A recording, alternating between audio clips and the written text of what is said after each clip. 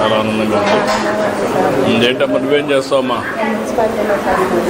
పని చేస్తావమ్మా? పిల్లలు ఏం చేస్తారమ్మా? బీటెక్ చేస్తున్నాం. Okay, good. అన్నీ కరెక్ట్గా వస్తున్నాయి కదమ్మా? ఎంతమంది మీ ఇంట్లో ఎంతమంది అమ్మా?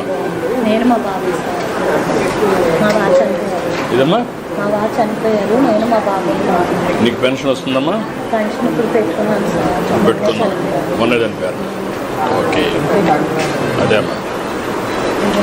మీరిద్దరే ఉంటారా బాబు నువ్వు? సెమినార్ మన వాళ్ళు వచ్చినప్పుడు కూడా చాలా సాయం చేస్తారు.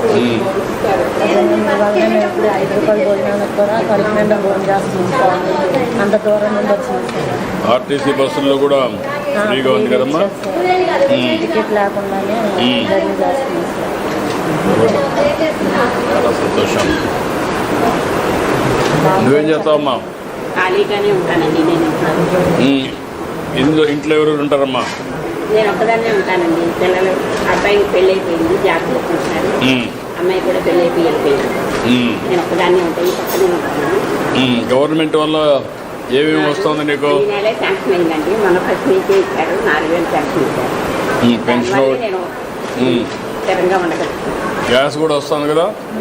గ్యాస్ వస్తుందా? వస్తుందండి. బస్సుల్లో ఎక్కడ పోవాలన్నా ఫ్రీగా తిరగచ్చు కదా? ఎక్కడ తిరుగుతున్నావా? ఎక్కడికి వెళ్ళాలన్నా వస్తే కానీ. ఎక్కడన్నా వెళ్తున్నావా? వెళ్తానండి. ఎక్కడికి వెళ్తున్నావు? గుడివాడ వెళ్తానండి. మా బావగారు పిల్లలు ఉన్నారు. ఇటు అటు రోడ్డు వెళ్తానండి, మా చెల్లి ఫ్రీగానే వెళ్తాను.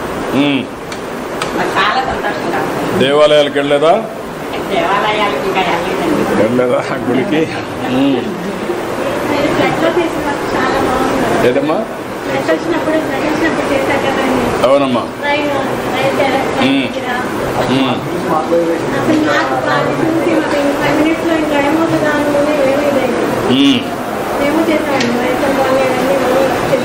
అదే అమ్మా.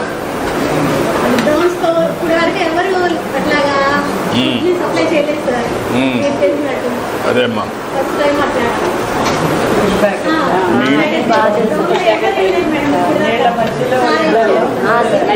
అదేమ్మా.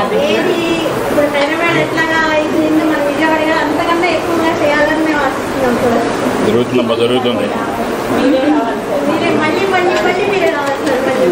థ్యాంక్ యూ అమ్మా. మీ ఇంట్లో ఎంతమంది అమ్మా? ఓకే అమ్మా. పిల్లలు ఏం చేస్తారు?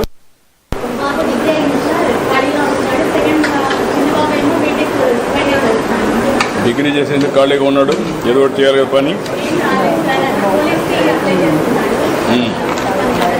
అంటే ప్రైవేట్లో చాలా ఉన్నాయి కదా, ఎక్కడో చేస్తా ఉంటే అనుభవం వస్తుంది కదా.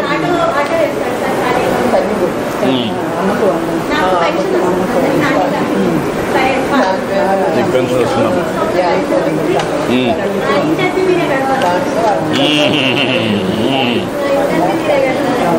చాలా సంతోషమ్మా. కానీ నీ పిల్లలు కూడా పని చేయించాలా, వాళ్ళు కూడా సెటిల్ కావాలి లైఫ్లో.